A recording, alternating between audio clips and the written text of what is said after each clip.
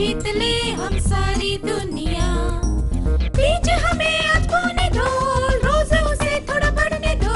छू लेंगे आकाश हम, मन के विचार हकीकत बने। सिद्धि फल से आनंद देंगे, कोशिश कर बढ़े, सोच बुलंद करे।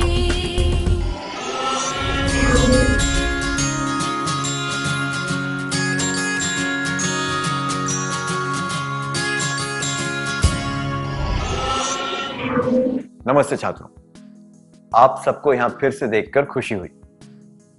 पिछले कुछ सत्रों में हमने सीखा कि समस्या क्या होती है, उसे कैसे पहचाना जा सकता है, समस्या को हल करने के चरण कौन से होते हैं, समस्या का परिणाम कैसे समझा जा सकता है, उसके समाधानों का विश्लेषण कैसे कर सकते हैं और उसका हल कैसे ढूंढ सकते हैं। आइए अब कुछ परिस्थितियों के द्वारा हम सीखते हैं कि समस्याओं से कैसे निपटा जाए। काजल सड़क पर चल रही थी। एक आदमी शराब पीकर साइकिल चला रहा था।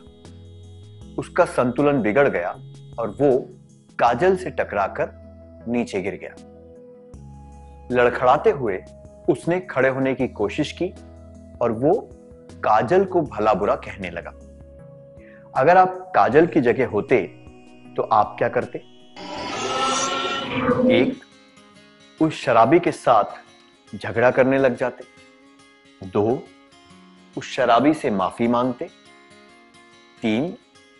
उस शराबी पर ध्यान नहीं देते और आगे बढ़ जाते। क्या आप दोनों इस दृश्य का अभिनय करके दिखा सकते हैं कि आप इनमें से कौन सा विकल्प चुनते?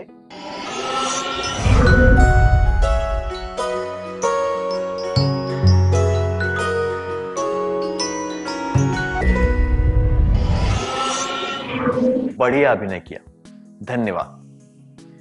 किसी शराबी से झगड़ना या उससे ऐसी गलती की माफी मांगना जो आपने ना की हो, ये अनुचित जवाब है। ये दर्शाते हैं कि आप में आत्मसम्मान की कमी है। ऐसी परिस्थिति में उस शराबी पर ध्यान न देना ही उचित है। समस्या से बचने का ये एक तरीका है। समस्या से निपटने के लिए उससे बचें। किन परिस्थितियों से बचना चाहिए? जो समस्याएं अस्थायी होती हैं और जिनका कोई गहरा नकारात्मक परिणाम नहीं होता, उनसे बचना चाहिए। मैं दोहराता हूं, जो समस्याएं अस्थायी होती हैं और जिनका कोई गहरा नकारात्मक परिणाम नहीं होता, उनसे बचना चाहिए। अब एक क्रियाकलाप करेंगे। क्या आपने कभी किसी समस्या से बचने की कोशिश की है, जैसे कि बड़े छात्रों की या फिर किसी और की धौंस से बचना? क्या आप इसके बारे में सबको बताना चाहेंगे?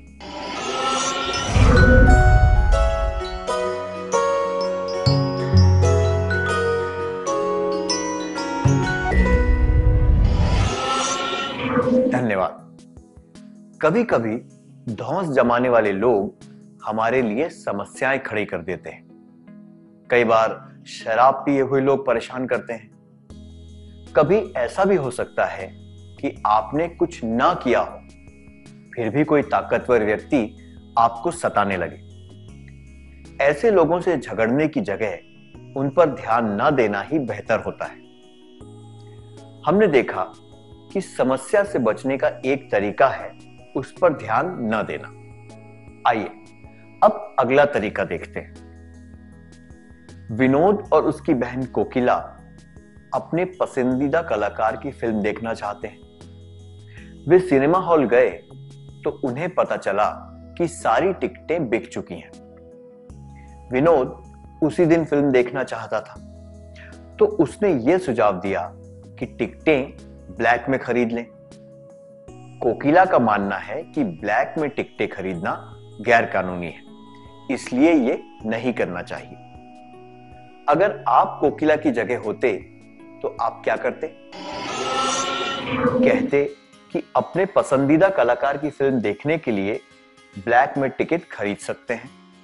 2, कहते कि ये गलत काम है पर मैं मान रही हूं क्योंकि तुम्हें आज ही फिल्म देखनी है। 3, कहते कि ये गलत है, मुझे ब्लैक में टिकट खरीदकर फिल्म नहीं देखनी। क्या आप में से एक विद्यार्थी आगे आकर ये अभिनय करके दिखा सकते हैं कि अगर आप कोकिला की जगह होते तो क्या करते?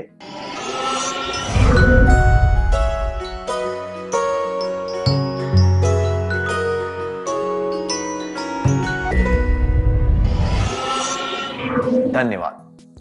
ये दोनों जवाब अपने पसंदीदा कलाकार की फिल्म देखने के लिए ब्लैक में टिकट खरीद सकते हैं और ये गलत काम है पर मैं मान रही हूं क्योंकि तुम्हें आज ही फिल्म देखनी है दर्शाते हैं कि आप अपने उसूलों और सिद्धांतों पर कायम नहीं हैं। जबकि ये जवाब कि ये गलत है, मुझे ब्लैक में टिकट खरीदकर फिल्म नहीं देखनी दर्शाता है कि आप अपने सिद्धांतों पर दृढ़ हैं।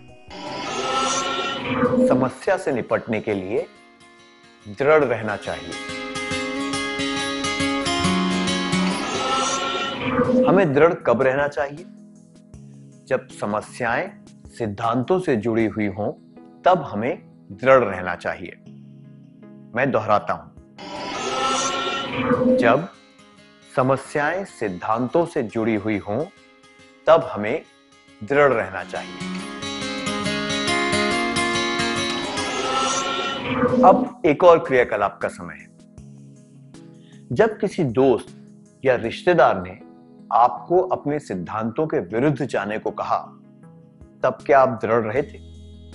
क्या आप इसके बारे में सबको बताना चाहेंगे?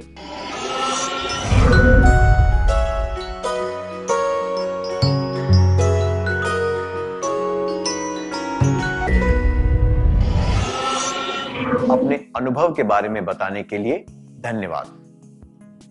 कभी कभी दोस्त और साथी हमें कुछ अनुचित काम करने को कहते हैं जो हमारे सिद्धांतों के विरुद्ध होते हैं। ऐसी बातों का बुरा मानने से या उनसे बचने से कुछ हासिल नहीं होता।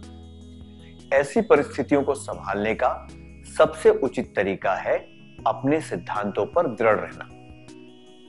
हमने सीखा कि समस्याओं से निपटने के लिए उनसे बच सकते हैं और अपनी बात पर दृढ़ रह सकते हैं। अब हम समझौता करने या सुलह करने के बारे में सीखेंगे। हर साल आपका परिवार गर्मी की छुट्टियों में कहीं घूमने जाता है। घूमने किस जगह जाना है, यह तय करना आपकी और आपके भाई की जिम्मेदारी है। आप घूमने जाने की जगह कैसे तय करेंगे? 1, मैं अपनी पसंदीदा जगह जाना चाहूंगा या जाना चाहूंगी। 2, मैं अपने भाई की पसंदीदा जगह जाना तय करूंगा या तय करूंगी। 3, हर साल किसी एक सदस्य की पसंद के अनुसार अलग अलग जगहों पर जाएंगे।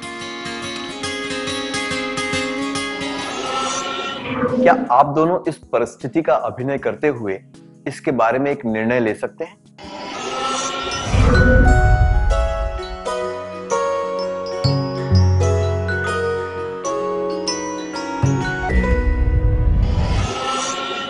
बहुत अच्छा अभिनय था, धन्यवाद। हमेशा अपनी पसंद या दूसरों की पसंद की जगह पर जाना दर्शाता है कि सबकी पसंद व भावनाओं पर ध्यान नहीं दिया जा रहा है। इसलिए ये दोनों विकल्प अनुचित हैं। प्रत्येक सदस्य की पसंद के अनुसार हर साल अलग अलग जगह जाना उचित है, क्योंकि इससे समस्या बढ़ती नहीं है और इस सुलह करने के तरीके से काम भी हो जाता है। समस्या से निपटने का यह भी एक तरीका है। समस्या से निपटने के लिए समझौता अथवा सुलह करें। हमें यह तरीका कब अपनाना चाहिए? सरल और साधारण समस्याओं को सुलझाने के लिए समझौते का तरीका अपनाना चाहिए। मैं दोहराता हूं, सरल और साधारण समस्याओं को सुलझाने के लिए समझौते का तरीका अपनाना चाहिए। अब एक क्रियाकलाप करेंगे। क्या आपने कभी घरेलू समस्याओं को सुलझाने के लिए समझौता किया है? जैसे कि घर के लिए कोई सामान खरीदना। क्या आप इसके बारे में अपना अनुभव बताना चाहेंगे?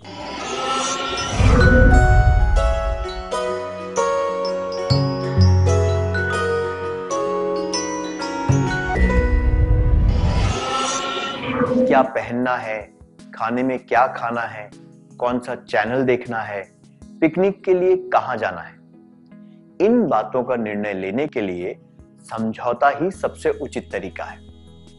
हमेशा अपनी बात मनवाना या फिर हमेशा दूसरों के सामने झुक जाना, ये नहीं करना चाहिए। अब तक हमने ये सीखा है, समस्या से बचना, दृढ़ रहना और समझौता करना। अब हम बात मान लेने के बारे में जानेंगे। आप हमेशा एक फिल्म देखना चाहते थे और आपने अपने दोस्त को साथ आने को कहा। उसने पहले ही ये फिल्म देख ली है, इसलिए उसने सुझाव दिया कि आप दोनों कोई और फिल्म देखने जाएं। इस परिस्थिति में आप क्या करेंगे? एक, जो फिल्म आपका दोस्त देखना चाहता है वो देखने जाएंगे। दो, अपने दोस्त को मजबूर करेंगे कि वो आपकी पसंद की फिल्म देखने जाए।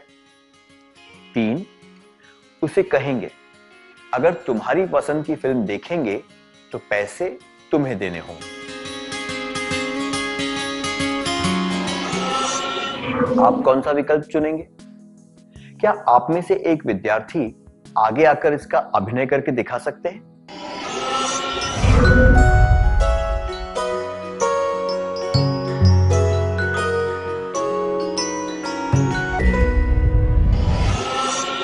धन्यवाद, बहुत बढ़िया था। अपने दोस्त को वही फिल्म फिर से देखने पर मजबूर करना उचित नहीं है। उसकी पसंद की फिल्म हो तो पैसे न देना यह भी अनुचित है। बेहतर यह होगा कि आप ऐसी फिल्म देखें जो आप दोनों ने न देखी हो। जिद करने या समझौता करने से बेहतर होगा बात मान लेना। समस्याओं को हल करने का एक और तरीका है बात मान लेना। समस्या से निपटने के लिए बात मान लेनी चाहिए। किसी की बात कब मान लेनी चाहिए? जब उस समस्या की वजह से कोई नकारात्मक या गहरा असर ना हो, तब बात मान लेनी चाहिए। मैं दोहराता हूं, जब उस समस्या की वजह से कोई नकारात्मक या गहरा असर ना हो, तब बात मान लेनी चाहिए। क्या आप ऐसे अनुभव के बारे में बता सकते हैं जब आपने किसी समस्या को हल करने के लिए बात मान ली थी? कृपया स्वेच्छा से आगे आ जाइए।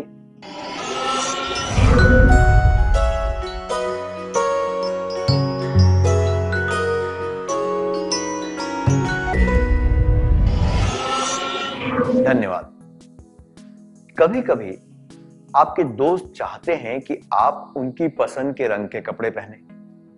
कई बार आपके छोटे भाई बहन आपके खिलौनों से खेलना चाहते हैं। ऐसी परिस्थिति में अपनी वस्तुओं से ज्यादा रिश्तों को महत्व देना चाहिए और कभी कभी उनकी बात मान लेनी चाहिए।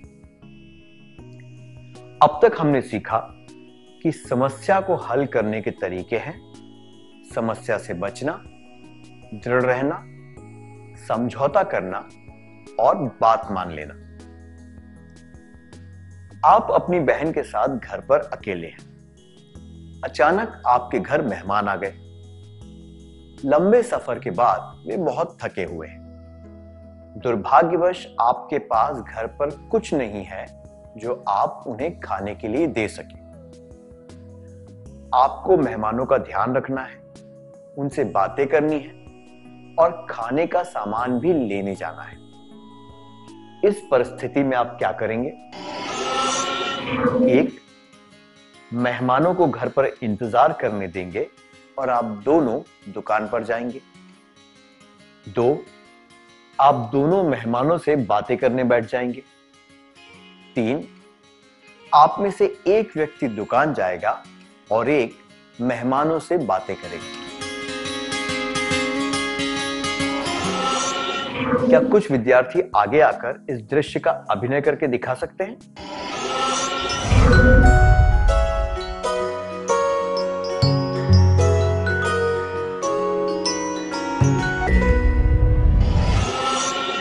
धन्यवाद। मेहमानों का अच्छी तरह स्वागत करके उनसे बातें करना जरूरी है। यह भी जरूरी है कि उन्हें अच्छी तरह खिलाया पिलाया जाए, खास तौर पर जब वे लंबा सफर करके आए हों। अगर आप दोनों घर पर रुक जाएं और मेहमानों को कुछ खाने को न दें, या फिर दोनों दुकान पर चले जाएं और मेहमानों के पास कोई ना हो, तो यह अनुचित है। साथ मिलकर काम करके जिम्मेदारी को बांटने से ऐसी समस्याओं को हल किया जा सकता है। तो हम कह सकते हैं कि साथ मिलकर काम करने से समस्या को हल किया जा सकता है। समस्या से निपटने के लिए साथ मिलकर काम करना चाहिए।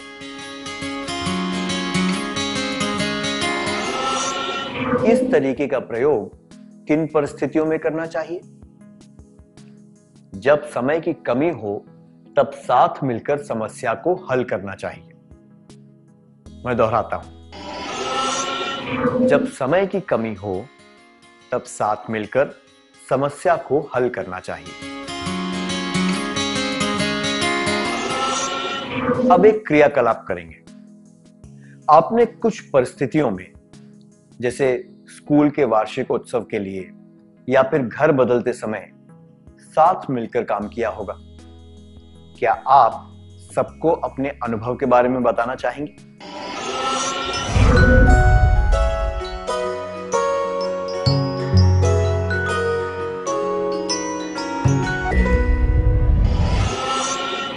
धन्यवाद।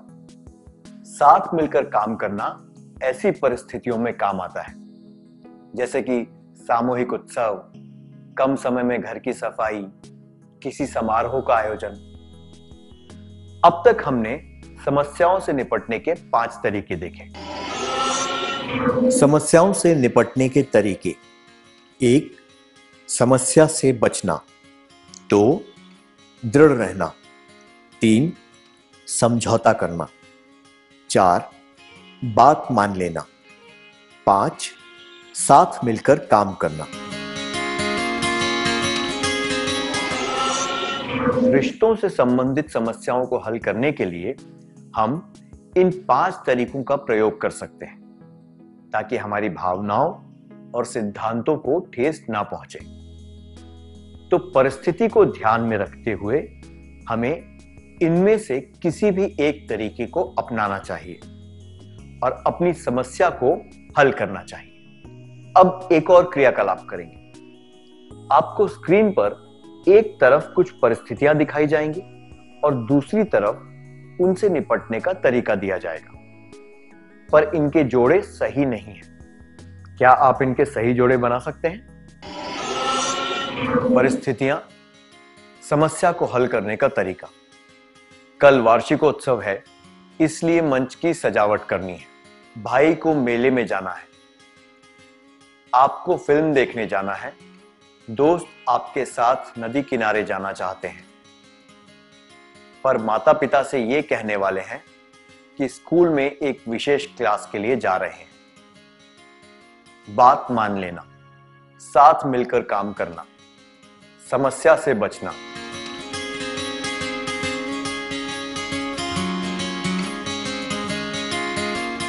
एक लफंगा आपको छेड़ रहा है। आप अपने भाई के साथ एक कमरे में रहते हैं। आप बारी बारी से कमरे की सफाई की जिम्मेदारी उठाते हैं। आज आपकी बारी है, पर दूसरे शहर से आपका एक दोस्त आपसे मिलने आया है और पूरा दिन आपके साथ बिताना चाहता है। समझौता, दृढ़ रहना।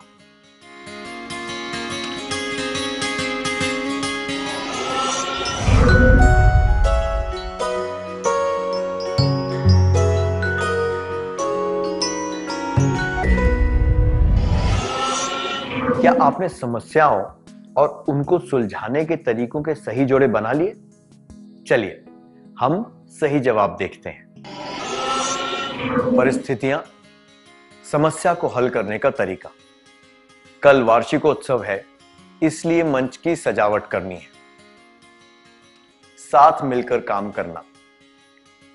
भाई को मेले में जाना है।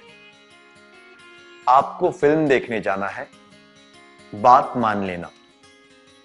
दोस्त आपके साथ नदी किनारे जाना चाहते हैं, पर माता पिता से यह कहने वाले हैं कि स्कूल में एक विशेष क्लास के लिए जा रहे हैं। दृढ़ रहना। एक लफंगा आपको छेड़ रहा है। समस्या से बचना। आप अपने भाई के साथ एक कमरे में रहते हैं। आप बारी बारी से कमरे की सफाई की जिम्मेदारी उठाते हैं। आज आपकी बारी है, पर दूसरे शहर से आपका एक दोस्त आपसे मिलने आया है और पूरा दिन आपके साथ बिताना चाहता है। समझौता। अगर हम समस्याओं को सुलझाने के लिए इन तरीकों का उचित प्रयोग करने लगें, तो हम बेकार के झगड़ों से और डर से बच सकते हैं। क्या अब हम सत्र का सार संक्षेप कर लें?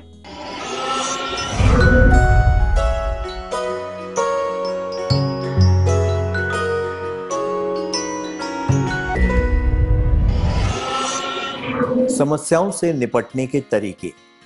1. समस्या से बचना। 2. दृढ़ रहना। 3. समझौता करना। 4. बात मान लेना। 5. साथ मिलकर काम करना। अच्छी तरह सार संक्षेप करने के लिए धन्यवाद। अब हम थोड़ा गृह कार्य लिख लेते हैं, ताकि ये बातें हमें अच्छी तरह याद रहें।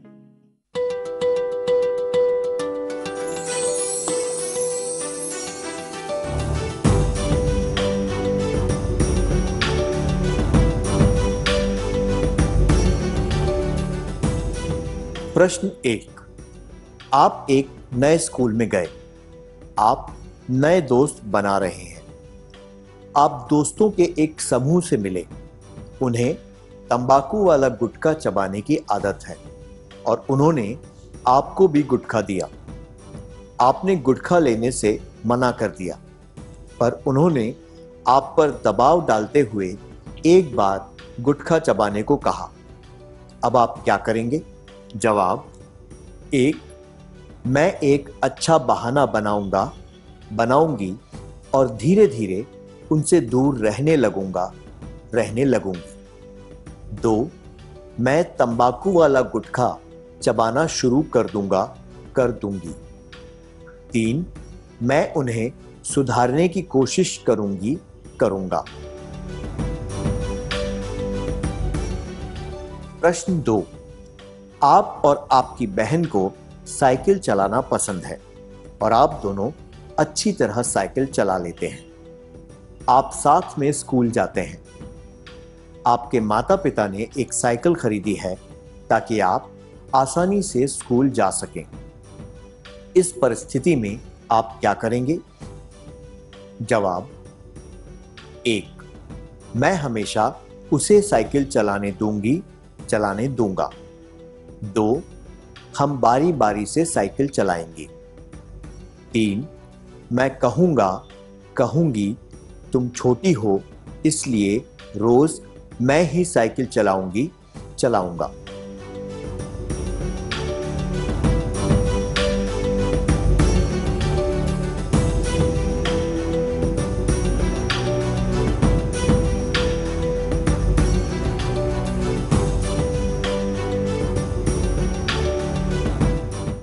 कृपया इन प्रश्नों के उचित उत्तर चुनकर अगले सत्र में लेकर आएं।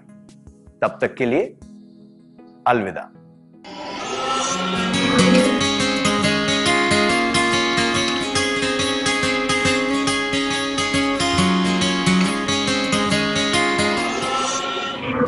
नमस्ते छात्रों, क्या आपने गृह कार्य पूरा कर लिया?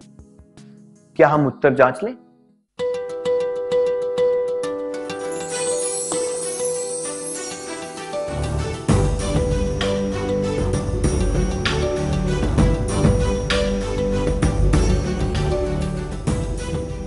पहले प्रश्न के लिए, आप एक नए स्कूल में गए।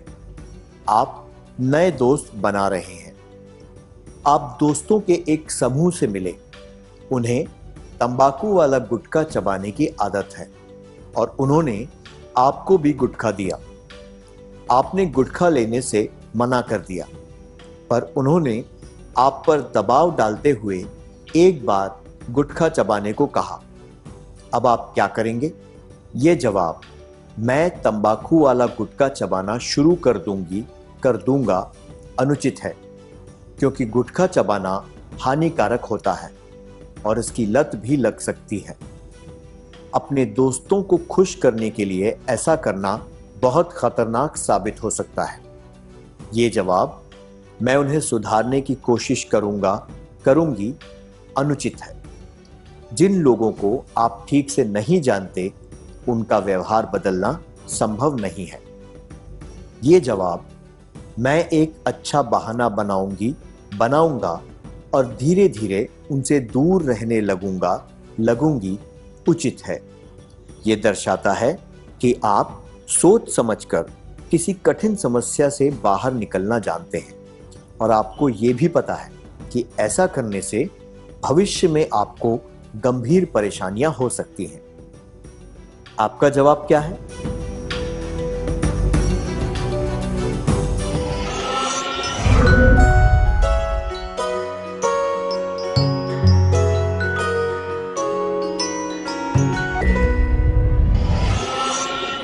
अगले प्रश्न के लिए, आप और आपकी बहन को साइकिल चलाना पसंद है और आप दोनों अच्छी तरह साइकिल चला लेते हैं। आप साथ में स्कूल जाते हैं। आपके माता पिता ने एक साइकिल खरीदी है ताकि आप आसानी से स्कूल जा सकें। इस परिस्थिति में आप क्या करेंगे? ये जवाब, मैं हमेशा उसे साइकिल चलाने दूंगी, अनुचित है, क्योंकि आपको भी साइकिल चलाने का आनंद लेना चाहिए। इस परिस्थिति में आपको किसी की बात मानने की जरूरत नहीं है। ये जवाब, मैं कहूंगी, तुम छोटी हो, इसलिए रोज मैं ही साइकिल चलाऊंगी, अनुचित है। ये दर्शाता है कि आप उसके साथ अन्याय कर रहे हैं और जबरदस्ती अपनी बात मनवा रहे हैं। ये जवाब, हम बारी बारी से साइकिल चलाएंगे, उचित है। ये दर्शाता है कि आप समस्या को हल करने के लिए समझौते से काम कर रहे हैं और इसमें किसी के साथ भी अन्याय नहीं हो रहा है। आपका जवाब क्या है?